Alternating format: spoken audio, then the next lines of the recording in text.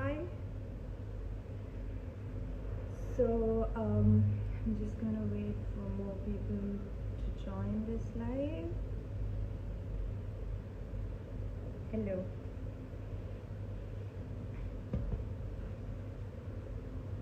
Just gonna be waiting for more people to join this live.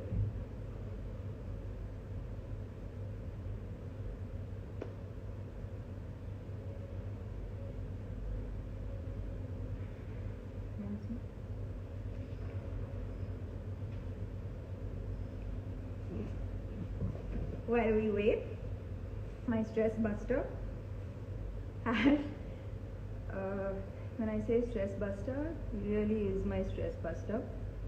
I think he's helped me so much in dealing with all of my anxiety, and I guess if someone told me, a pet can help you with anxiety, I would have been really angry, because if my stress is serious, my anxiety is extremely serious, how can you say that a pet can solve this? I understand, but you'd be surprised how much he has helped me. But then again, I'm not here to give you my expert advice on mental health. Today we're going to be speaking to Chandy. She has more than 25 years of experience in the domain of mental health, and she is also the chairperson of the Board of Trustees of the Live, Love, Laugh Foundation by Deepika Padukone. So I'm just going to wait for her request. Is that how it works? Okay, somebody needs to help me with how do you do this, Ash? How do you accept her request? Okay, no idea. Okay, let me just see this request.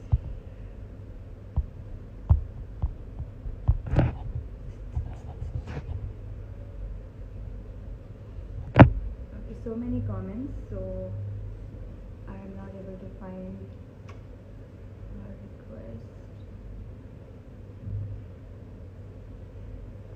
Let me just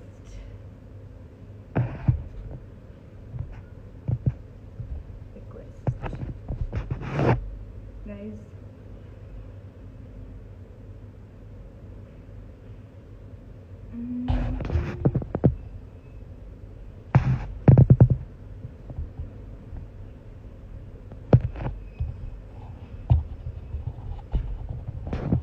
A request.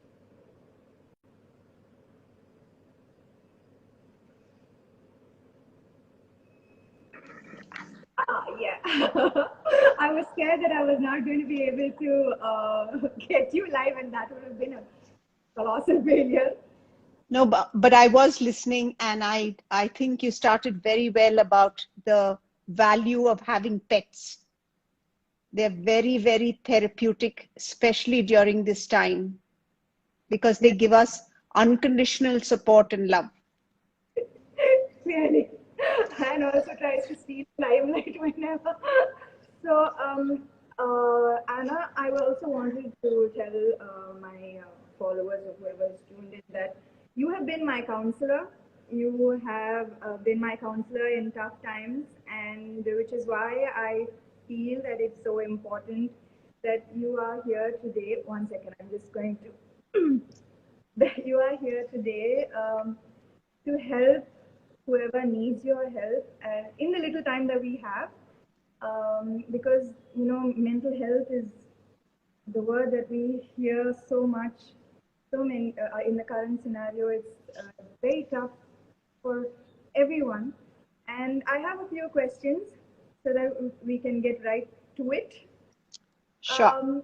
So the first that I have for you is, how do you distinguish between the normal everyday stress, that we are used to by now, and a real distress call? That when is the time that one really needs to seek external help to deal with the distress? Okay. So let me start with telling you that stress is by itself is not a bad thing. We have what is called good stress, which we call eustress, EUSTRESS. And then we have stress that pulls us down, which makes us anxious, which is called distress. We need a certain amount of stress to function in our day-to-day lives. However, currently what's happening to all of us is we are all going through what we call collective anxiety, collective trauma, and collective grief. And one of the things about anxieties is that anxiety can also be contagious. That I'm anxious, so with this current situation, so I tend to pass it on. And that's why also one of the reasons why pets is good, because when I'm anxious and I'm just with my pet, it kind of helps me take a pause and it gives me some comfort. Yes. So, you know, we are just not dealing with stress, especially with the virus. There are physical and mental conditions that attach itself that stress triggers. We all know by now stress causes a weakened immune system. So it's not just stress, it's also other conditions that come along with it. So please explain this. So I think the first step is to understand what we are all going through, and let's look at what we are going through. Is we are anxious because we are living in uncertain times. We don't know where the end is for this uncertainty, how long, how much. And predominantly human beings, we like predictability. And therefore we are feeling out of control. And when we feel out of control, our stress primarily plays out mostly in two ways. Some of us become over-functioning and some of us become under-functioning. The over-functioning people, they exhibit their stress. They tend to start becoming over-controlling. They start micromanaging, and they start actually becoming, we others experience them as very bossy. The under-functioning people who are dealing with stress as under-functioning, they're not able to be fully present. They're not able to be fully 100% there. Now we need to understand that we are doing this because we are trying to take charge or take control of something, because we are feeling so destabilized. That's the first thing about the uncertainty, which adds to stress, this condition. Along with that, what's happening now is that there is so much grief because so many people have been suffering loss in terms of death of loved ones, death of friendship, death of youngsters losing their dreams, children not being able to have that social interaction of school. So there's a lot of grief. And along with that, now we have an added grief. It's desperate to even breathe, oxygen cylinders, beds in hospitals. So you can imagine the chaos in our lives and what this chaos is. It's just adding to our burdens, and therefore I think the voice is, I think connection is breaking a bit. I'm losing you. I'm losing you a bit. yeah. Can you hear? Little bit. Yeah. Yeah. Yeah. So we are in a state of destabilization. We are we're not feeling anchored or grounded, which is adding to our grief, which is adding to our uncertainty. And therefore we are all in a state of hypervigilance.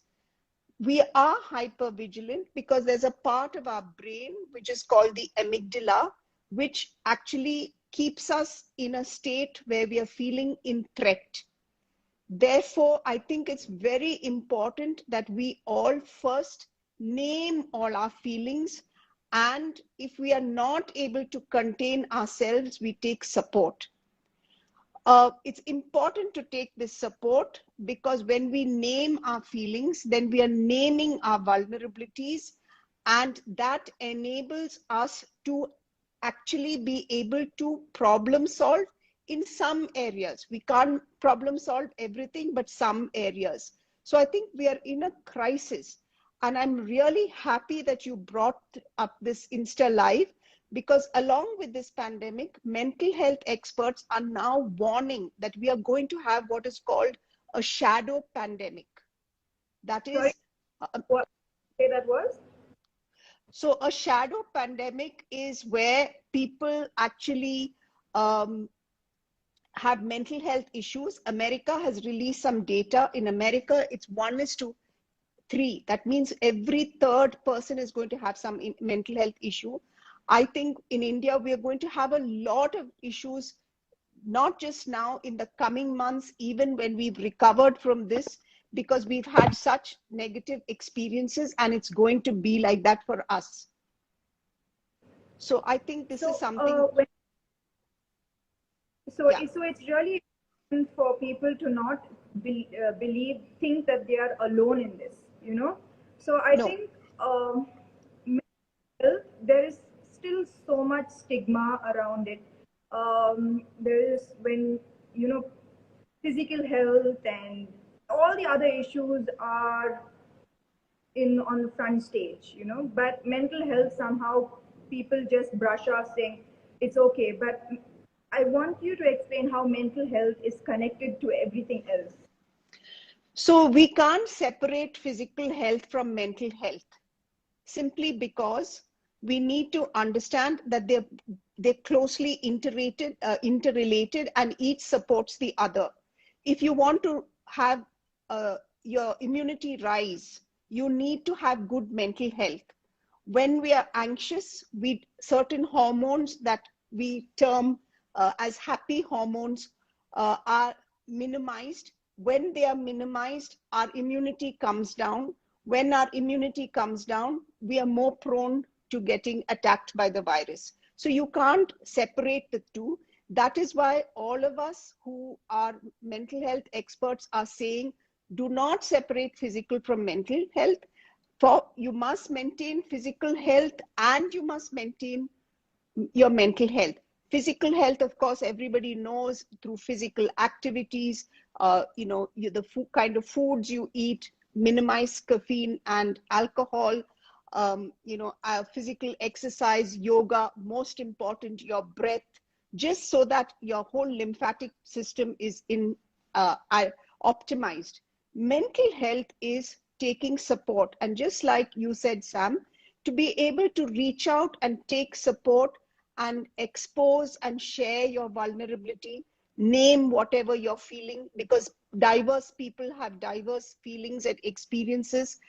Along with that, simple exercises that you do, which I've actually said people should do, which is, of course, journaling, finding something that you find less taxing, which replenishes you psychologically. And the one that I'm encouraging people to please stop is something called doom scrolling.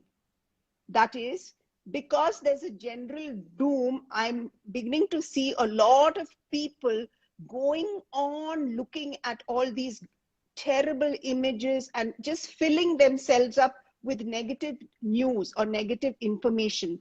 This adds to our anxiety. I know that we need to have information to keep ourselves safe and to protect ourselves, but we need to be cautious on the kind of information we consume and how much we consume and which time of the day we consume. Why do I say that? I always tell people, refrain from negative information, say after 8 p.m. in the night, because you... Really important. Refrain Yeah. from consumption of information of any kind after 8 p.m. Yeah. And I'll tell you the reason. Because you may be physically tired, so your body may sleep, but your unconscious is processing all this negative information that you've been absorbing. So that's why it's important. See, when you And said you also said, Anna, that express your vulnerabilities. When you say that, I feel that there is a stark difference between how men process stress and anxiety and express that stress and anxiety, and how women process and express this. So, is this true?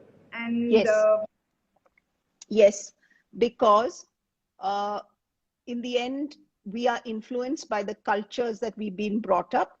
And traditionally, in our Asian culture, men are taught, it's a learned behavior to express vulnerability through being angry, through being controlling, etc. Women, in that case, are taught that they should not express anger, but they should be more express sadness and grief and fear. So these are two, but they're all part of the same continuum of excessive anxiety. Now, having said that, the other thing which I say is, how are people vulnerable? For example, we keep telling people when they're talking about their vulnerability, oh, be strong, stay strong.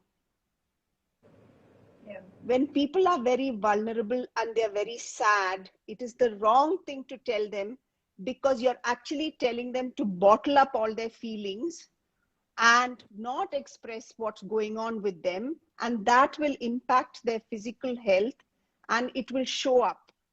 How would you So tell it's men this? so when we tell people be strong or don't worry, we are actually, what we are doing is we are not actually comforting them. We are trying to, because we can't cope with their distress. So when people are expressing vulnerabilities, or they're expressing anguish, or they're expressing sorrow, the first step is to listen to them. Pay attention to what they are saying.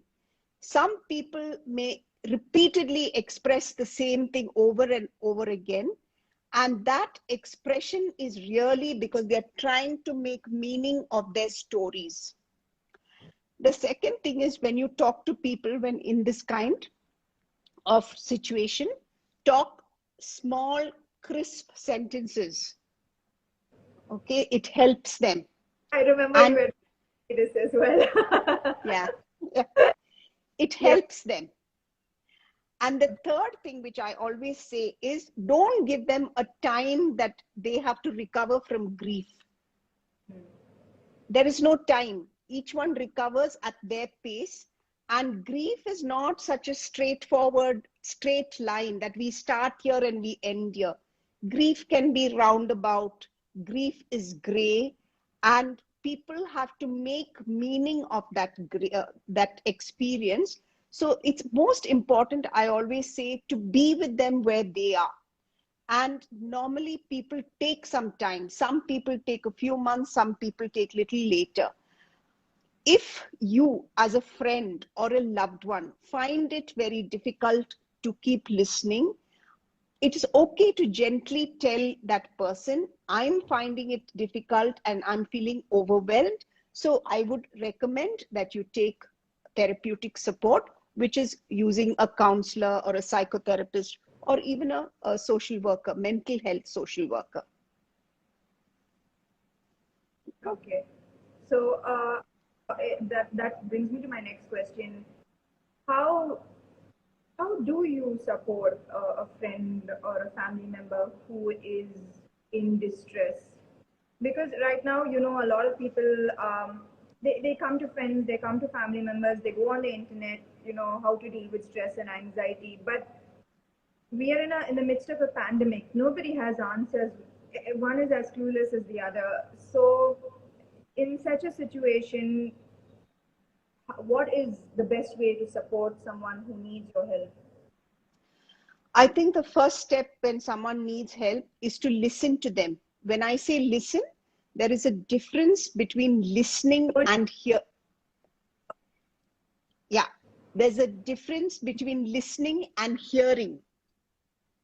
Okay, listening means to be fully present and listen to what they're saying, to the story, but focus on the feelings. The second step, as I said, is to make small, crisp, short sentences. The third thing is to actually just be with them in whatever emotional state they are. Don't tell them it's wrong or right. Why do I say that? Typically, when there is grief and loss, there are few stages that happen. People may, the first thing is shock and disbelief. Then it's denial. Then it's anger. Then it's sadness. Then there is guilt.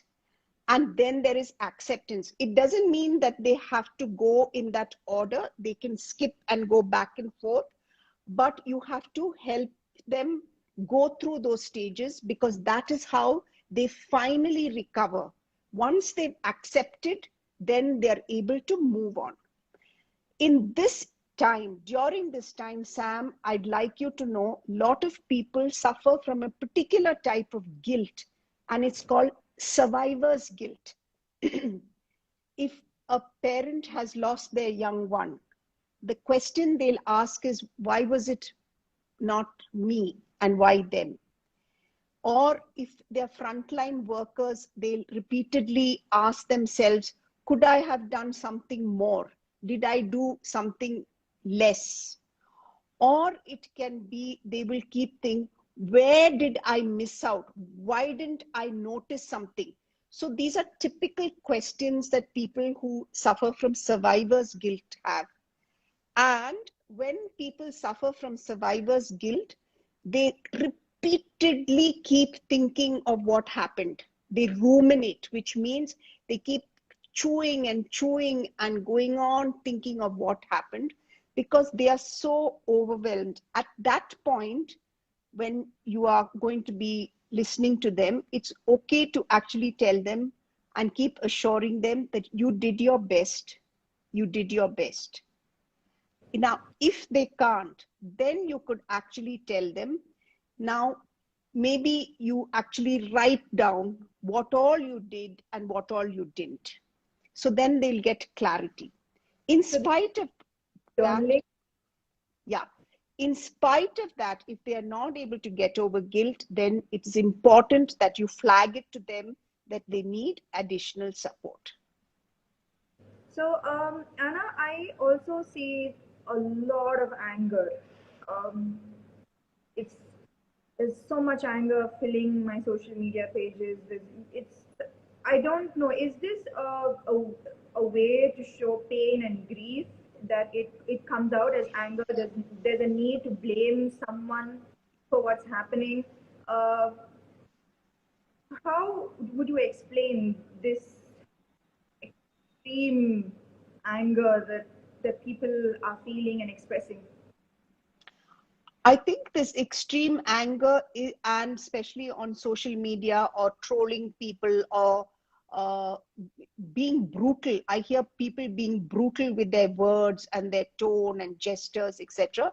It's a form of lashing out, because you know that you are not able to do anything and you're feeling helpless, and you're hoping that by blaming you will get relief. You will not get relief. That's why I use the word in the beginning, this is collective.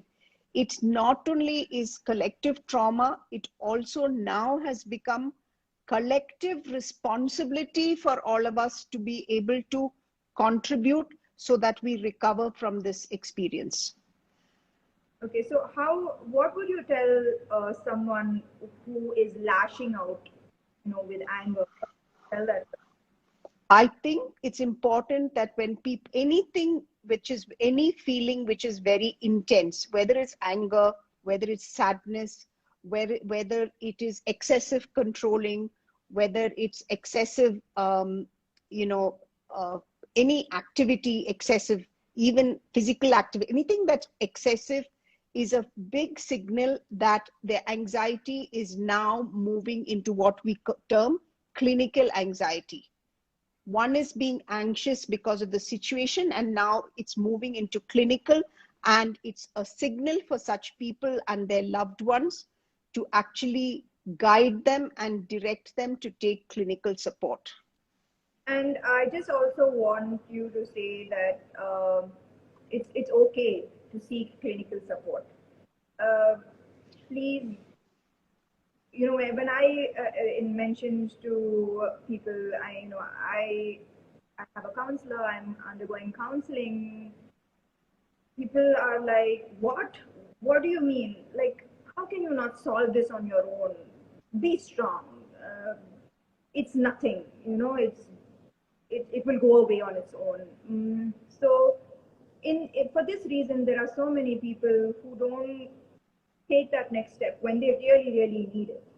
Uh, so, how should we as a society destigmatize mental health? I think the first is what you actually did, because I think you are a leader in your own rights. You have followers, and when you expose your vulnerability, it's the first thing. When you name it that you've taken support, you're actually telling the world that you're human, and you're therefore, when you're human, you're vulnerable. So I think the first step is that. The second step is actually in destigmatizing is that people actually don't take therapeutic support because they're mentally ill. It's not because they're mentally ill. They're taking therapeutic support or counseling support because they want how to know how to manage certain life issues more effectively. That's the reality. And the third part, which I think which is very important, is the language that we use when we are either thinking about the stigma, which is the language we use and how we label ourselves, or the language that we use when we are talking to people, where we normalize taking support. And I give you a simple example. If you actually, you of course have shared, and I'm very, very proud of you. If you listen to Michelle Obama, she talks about how when she became the first lady, there was a lot of trolling about her not, being who she was, they expected. And she said how they took support. And then she also talks about how, both of Barack Obama and she actually took additional therapeutic support during that time when he was the president, because there was so much pressure on their marriage. These are very natural things that happen to all of us. The more we speak, the more we normalize life. At this point, I think it's important to say that, I've had questions, and I'm sure your followers have young children in the house, questions about what do you tell children now? Exactly. Actually, from the time a child is about 3 to 4 years old, they do know and understand age appropriately about death. And now there is a crisis. So I think it's important to talk to little children, give them information according to their age so that they can cope. Otherwise, you're telling them everything is okay, but they are experiencing their parents as anxious, and that makes them more confused. So it's okay. Young parents to try and make children understand the situation and not hide them from it. Is that absolutely? Yes. Understand according to their age, what we call age appropriate information. Okay, that's interesting. So I think we're at the end, and I know it's very difficult right now to see the silver lining or a positive takeaway from this pandemic, but we as human beings need to be optimistic. We need that hope, a hope that the future is going to be better and brighter. So for you, what would be the one positive takeaway from all of this? I think, yes, we've been it's a disaster. It's been a national crisis. But I think what I see very positive is the solidarity, the courage, and the selflessness that all the citizens have come together, and the kind of contributions, whether it is, people volunteering, or whether it's the frontline workers, whatever said, there's been a coming together. And I look at that as very positive, that while there is collective pain, solidarity. Lost you again. I said, yes? I believe I believe that while there's collective pain, there's collective solidarity and courage. And to me, that is at this point what keeps us going. Even as mental health workers, I start my day at 5:30 in the morning, I finish at 10:30. But what keeps me going is these, just remembering the coming together of all of us. Yes. Yes, for me, even in the midst of all of this chaos, that is something that, gratitude, us sticking together for one another, people we don't know of. There are so, when I see volunteers and healthcare workers, um, it has been also equally inspiring to watch. And as far as my journey with mental health and anxiety, I've come a long way from where I used to be. And I believe that from the fact that I've come a long way, at a point I probably thought that I need to live with it. There are many days I woke up with anxiety, believing that this is normal for me. I'm going to live the rest of my life with this kind of anxiety. But 1.5 years later, I think I've been speaking to you for a year so, Anna. So I am in such a better place because I sought to speak to someone else. I started practices like meditation, breathing, yoga, and when you do it again and again and again, some days you're lazy, you are too anxious. You're too anxious where you can't sit still for 10 seconds. Your mind is wandering and you have 100 thoughts at the same time. But if you make sure you do it despite all of these thoughts and despite all of these feelings, and then eventually you get to a place that you only dreamt that you could be at, and so, which is why I wanted to tell whoever's on this live right now that it is possible to improve your mental health tremendously. And I only wish all of my followers here, and thank you for your time. But I do have some questions I asked my followers yesterday what were their questions. So I have just 5 questions. Quickly, I'm going to ask you those questions. From Soumya, if you are someone with anxiety issues, but you have figured out certain self-coping mechanisms that work for you, like yoga, journaling, is that enough, or do you still need to figure out the root cause of that anxiety?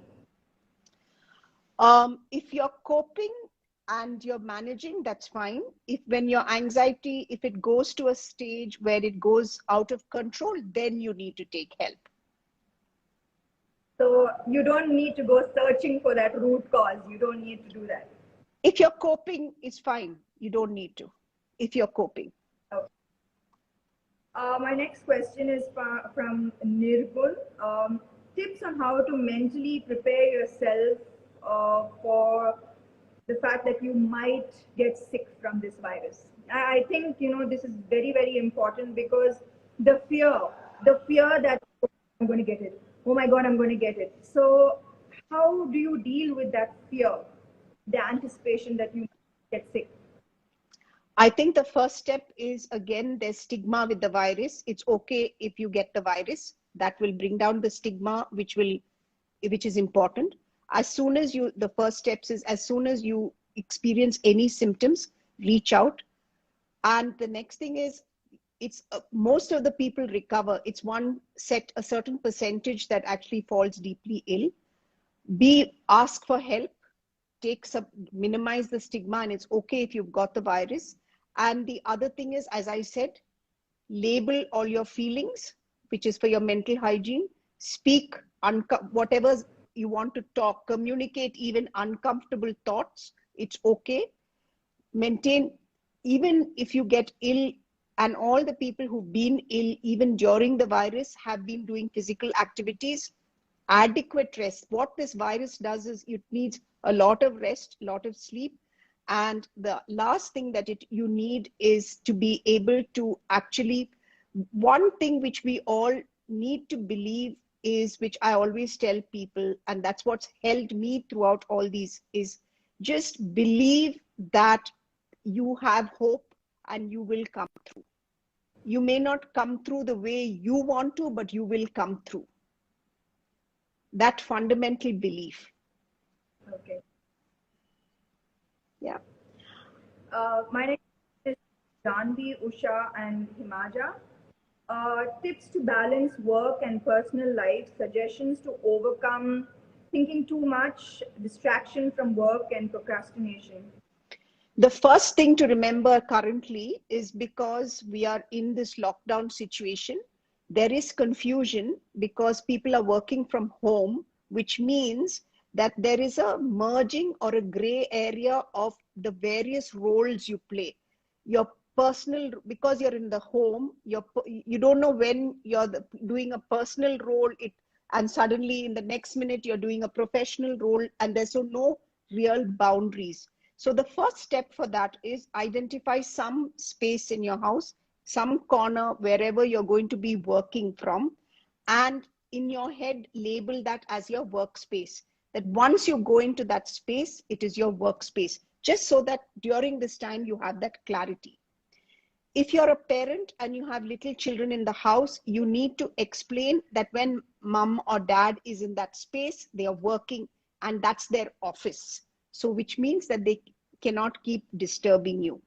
The third thing that is also happening to people in work from home is the work timings are extending.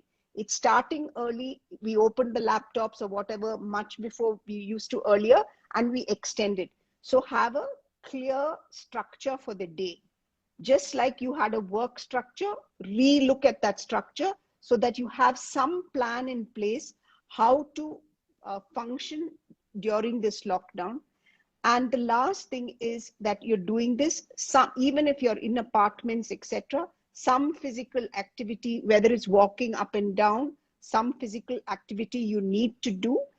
And the last, which I think is very important, all of us need to find at least 10 to 15 minutes of what I call withdrawal time. That is me time, withdrawing from all these various duties and tasks and just being with ourselves, because that helps us replenish our psychological energy. That me time can be meditation, or it can be prayers, or it can be whatever, a little hobby, whatever, but you need to include that in your structure. If you do these things, you will feel much more balanced and less tired or sapped of energy. That's absolutely true. My next question is from Sandeep. Is watching news good or bad at this point of time? I think I think very the younger generation can process this, but the older generation, I feel, are uh, not processing this information too well. so. I think the first is, when you're watching the news, is it news? Are you watching? Is it information? Are you watching a shouting match? Okay, so I think we need information, and we watch news for relevant information, which is important. So if it's a shouting match, can you find another source for relevant information? That's, to me, very important. Second thing is, this toxic shouting is at 9 and 9:30 in the night, just before you sleep. So what is it doing? You're going to bed in an agitated state. I would encourage people who watch television and who need television to watch something very light, something that's mood elevating, comedy, something that just calms the mind. So I think that's very important. So I So think, don't. again, and even when you watch movies, I actually discourage people from watching, say, uh, crime movies and thrillers in the night. I say, can you watch this during the day? Okay. Okay. Yeah, I think. Okay. Let me ask you just one last question from Lassie. how can we, this is the same, destigmatize mental illness in society, work, and school? The more we talk and communicate is when it becomes normal, and then we don't actually find it a stigma. Things become stigmatized when it's secretive, and when it's almost like I have this secret that's shameful. So the more number of people who come out and speak, it will start minimizing the stigma, and because it then educates people simultaneously. Yeah. Is there anything that you want to end this with? I would like to end it with, you ask me what gives me hope. I think I would like to actually say the very fact that you had the capacity to just share your vulnerability so publicly really is what people like me take as a personal reward, that we can all overcome the stigma and be together and minimize the shadow pandemic, which I hope won't happen. And thank you for that. I have much gratitude for that. Thank you. Thank you so much. Thank you so much. I know you're very busy, and thank you. We have been able to reach out to someone who really needed to hear this. Thank you. Thank you. Thank you. Bye.